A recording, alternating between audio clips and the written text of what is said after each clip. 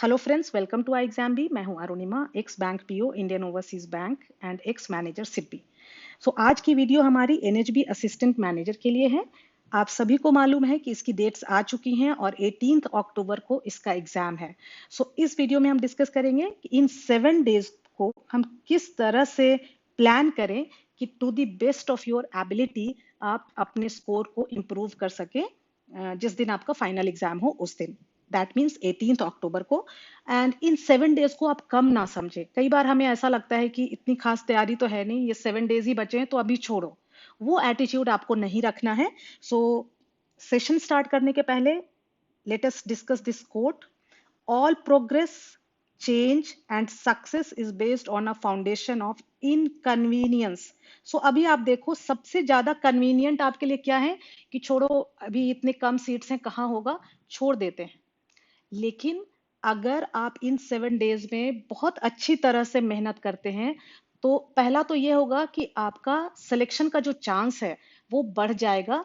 दूसरा, in case अगर आपका सिलेक्शन नहीं भी हुआ, इस तैयारी करने में आप इतना कुछ सीख जाएंगे कि आपके नेक्स्ट एग्जाम में आपको वो मदद करेगा। नहीं तो फिर हर बार आपके साथ यही होता रहेगा कि चलो इस बार तैयारी नहीं है, नेक्स्ट टाइम देंगे, इस बार तैयारी नहीं है, नेक्स्ट टाइम देंगे।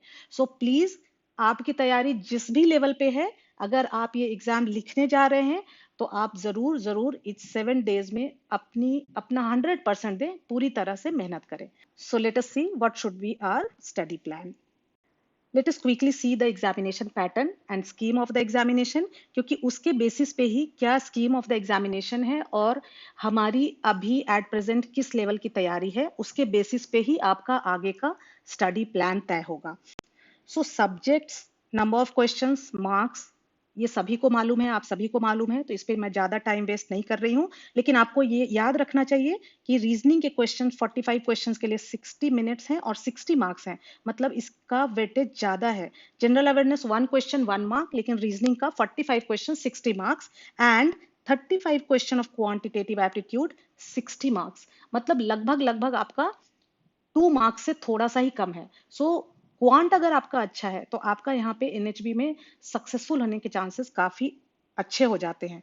साथ ही साथ आपने देखा होगा ये सारी चीजें आपके नोटिफिकेशन में है, सेपरेटली एलोकेटेड टाइम है, इसीलिए टाइम मैनेजमेंट का बहुत ज्यादा यहाँ पे इशू नहीं रहेगा, क्योंकि पहले से ही आपको पता है कि रीजनिंग के लिए जो टाइम एलोकेटेड है वो आपको रीजनिंग में देना है। 45 क्वेश्चन के लिए 60 मिनट्स, जो मेरे हिसाब से कम नहीं है अगर आपने तैयारी कर रखी है। सो इसमें आप ध्यान रखें, सबसे लास्ट में आप पजल्स अटेम्प्ट करें।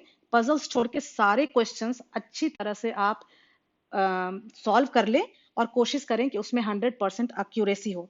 जनरल अवेयरनेस, अब अभी से जो आपका टाइम है ये 7 डेज, आपको सबसे ज्यादा टाइम जनरल अवेयरनेस पे देना होगा।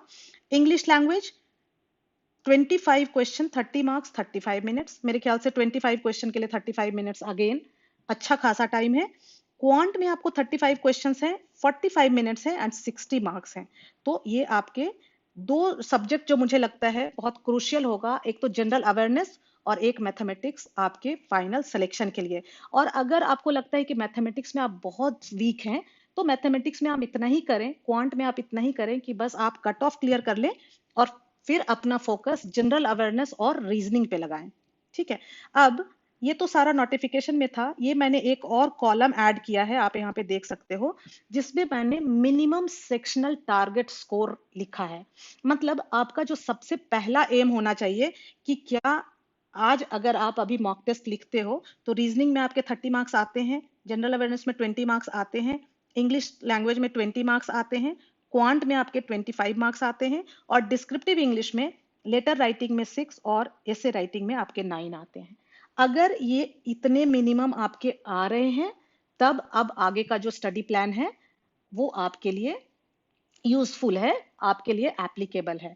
लेकिन अगर नहीं आ रहे हैं तो अभी स्टडी प्लान डिस्कस करने के बाद करेंगे कि अगर किसी सब्जेक्ट में आपको ज्यादा प्रॉब्लम है तो फिर आपकी स्ट्रैटेजी किस तरह से आपको चेंज करनी है।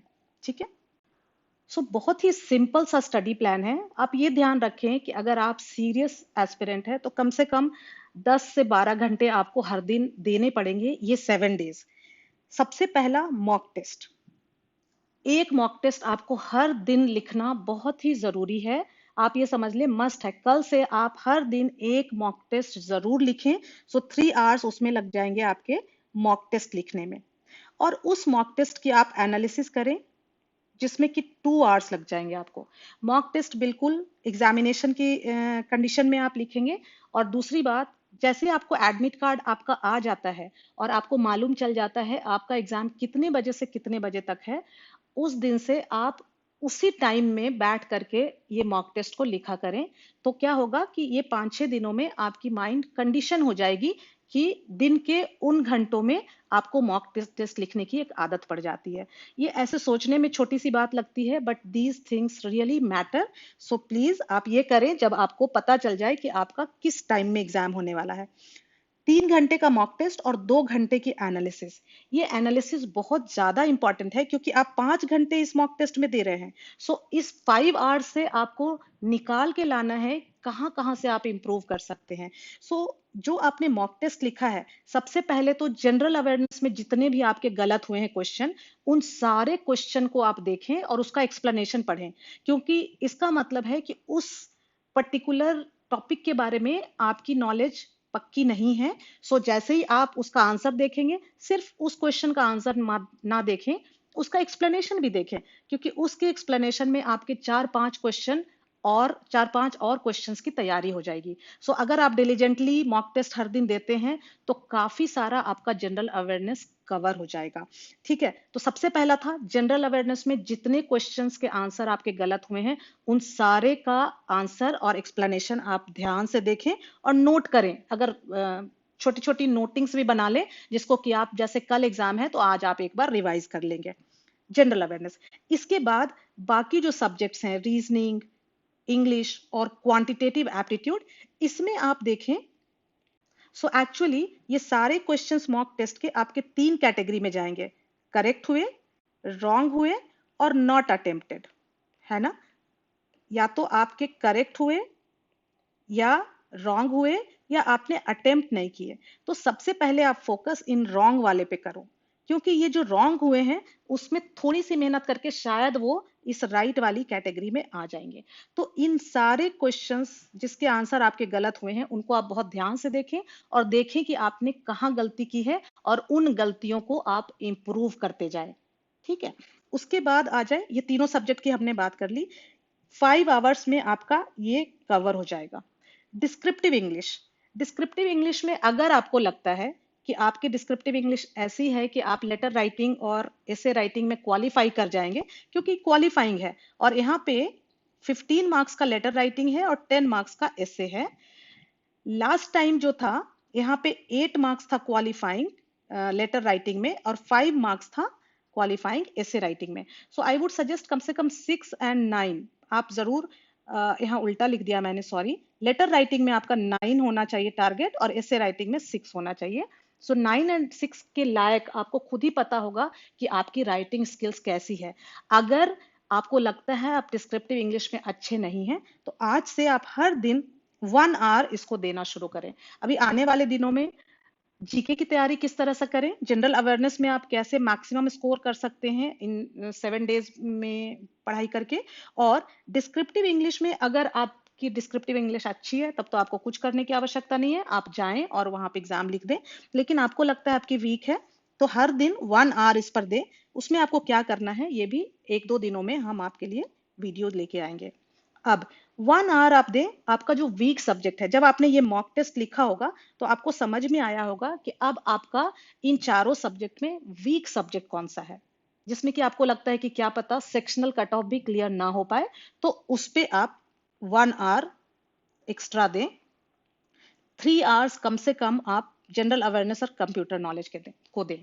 सो जनरल अवेयरनेस में मैं कहूंगी अब ये लास्ट स्टेज में आई एग्जाम बी का जो बीपीडिया है, वीकली बीपीडिया एंड मंथली बीपीडिया, पिछले 3 महीने का तो आप वीकली और मंथली दोनों देखें और उसके पहले के 3 महीने का आप सिर्फ मंथली देख लें। सो वो एक जगह सारा कंपाइल किया हुआ न्यूज है जो कि जिसमें से काफी सारे क्वेश्चंस कवर हो जाएंगे। साथ ही साथ एनएचबी से रिलेटेड कुछ जानकारी भी आपको होनी चाहिए, क्योंकि कई बार एनएचबी से रिलेटेड क्वेश्चंस भी पूछ दिए जाते हैं। कंप्यूटर अवेयरनेस में भी क्वेश्चंस बहुत टफ नहीं होंगे, इजी टू मॉडरेट लेवल होंगे। 10 क्वेश्चंस कंप्यूटर नॉलेज का होगा। सो 3 आवर्स आपको हर दिन जनरल अवेयरनेस और करंट अफेयर्स पे। सी, आपको ये समझना है कि अब बहुत ज्यादा आप रीजनिंग, इंग्लिश और क्वांट में आप बहुत ज्यादा इंप्रूव नहीं कर सकते हैं। सबसे ज्यादा आप इंप्रूव कर सकते हैं इस वाले सेक्शन में, जीए एंड सीए में।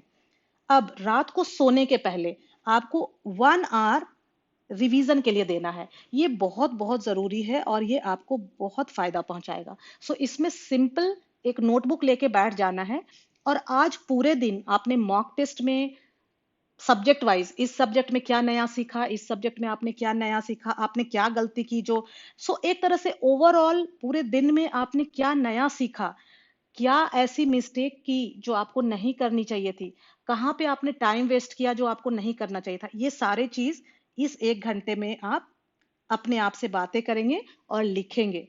अगर जनरल अवेयरनेस में कोई क्वेश्चन आपको याद आ रहा है कि अच्छा यहाँ पे मैंने ये गलती कर दी थी, ये मैंने सीखा, आप उस 1 घंटे में उसको पूरा रिवाइज करें एंड फिर नेक्स्ट डे आप इसी तरह से चले। ये होना चाहिए आपका स्टडी प्लान। अब मैंने कहा था कि अगर आप ये मिनिमम जो सेक्शनल टारगेट स्कोर है वो आप नहीं लेके आ पा रहे हैं, मान लो आपको ऐसा लगता है कि क्वांटिटेटिव एप्टीट्यूड में तो मुझे 25 लेके आना है और मुझे सिर्फ 10 मार्क्स आ रहे हैं, तो भी इस 10 को आप 25 तक लेके जा सकते हैं।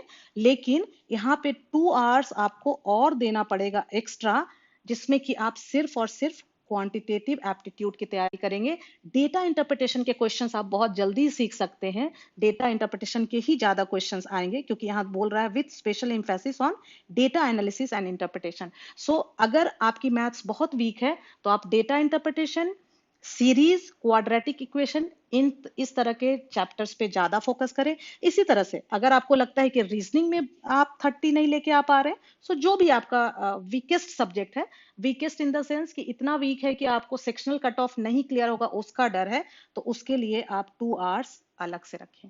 सो अभी आने वाले 6-7 दिनों में हर सब्जेक्ट के लिए लास्ट मिनट्स टिप्स क्या होने चाहिए, कौन सी चीजें आपको जरूर पता होनी चाहिए, अगर हम इंग्लिश की बात करें या क्वांट की बात करें या रीजनिंग की बात करें या जनरल अवेयरनेस की बात करें, तो हम हर दिन एक वीडियो लेके आएंगे। सो अगर आपने हमारे चैनल को सब्सक्राइब नहीं किया है तो आप जरूर हमारे चैनल को सब्सक्राइब कर लें।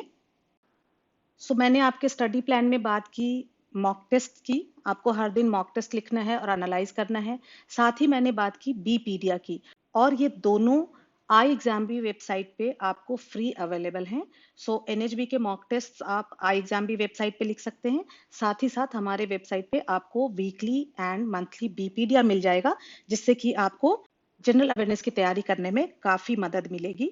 साथ ही साथ यहाँ पे मैं आपको ये भी बताना चाहूंगी कि इन एग्जाम्स के लिए हम ऑनलाइन कोर्सेज भी उपलब्ध कराते हैं, जिसमें कि video lessons, PDF notes, thousands of questions plus live online classes, every day live online classes होती हैं। साथ ही साथ 101 डिस्कशन, अगर आप किसी फैकल्टी के साथ 101 डिस्कस करना चाहते हैं अपनी कोई भी प्रॉब्लम के बारे में रिगार्डिंग दिस एग्जामिनेशन, तो आप कर सकते हैं। सो आप देख सकते हैं इन सारे एग्जाम्स के लिए हम लोगों का ऑनलाइन कोर्स अवेलेबल है। और आई एग्जाम बी का जो यूएसपी है, सारी चीजें जो डिपेंड करती हैं वो फैकल्टी पे करती हैं, और आई एग्जाम बी का जो यूएसपी है वो इसकी फैकल्टी है। सारे के सारे एक्सपीरियंस्ड एंड एक्सपर्ट फैकल्टीज हैं और उनका involvement 101 discussion, online live classes, videos, साथ ही साथ क्वेश्चंस और नोट्स सारे कुछ में होता है। सो एंड इसकी वजह से हमारा जो कोर्स है वो बिल्कुल परफेक्ट हो जाता है। सो आप देख सकते हैं doctor Sharma, ex CGM RBI, Chandra Prakash Joshi, ex AGM RBI and SVP at Yes Bank, Prachi Agarwal, MBA Finance, and also she worked with Care Ratings. Karan Sardana, he is an expert for quantitative aptitude, having more than 12 plus years experience. Garima Srivastav, she worked with Bank of India. She joined Bank of India as probationary officer और 6 सालों तक वहां पे उन्होंने काम किया है।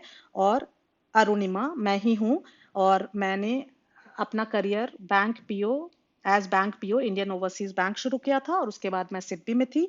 एक और खास बात है कि इनमें से कोई भी लोग अभी कहीं और काम नहीं कर रहे, ये सारे के सारे लोग पूरी तरह से डेडिकेटेड हैं आई एग्जाम बी के लिए। ऐसा नहीं है कि वो बैंकर भी हैं तो आप समझ सकते हो कि वो बैंकर रह चुके हैं इस तरह के कॉम्पिटिटिव एग्जाम क्लियर कर चुके हैं और फिर बैंक्स में काम कर चुके हैं, आरबीआई में कितने सालों तक काम कर चुके हैं, कोई बैंक ऑफ इंडिया में कर चुका है, सिडबी में। सो एंड आज की डेट में वो पूरी की पूरी तरह डेडिकेटेड है आई एग्जाम के लिए। सो इसका आपको जरूर जरूर बेनिफिट लेना चाहिए। वन मोर थिंग, मैंने सेक्शनल कट ऑफ तो डिस्कस किया कि आपका मिनिमम इतने इतने स्कोर होना चाहिए हर सेक्शन में।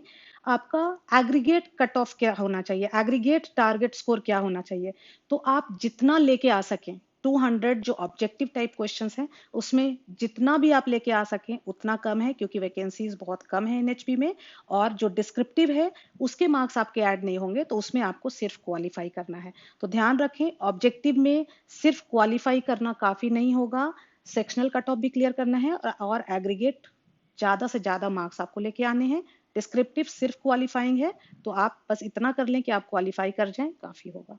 So all the very best. Thank you friends, thanks for watching.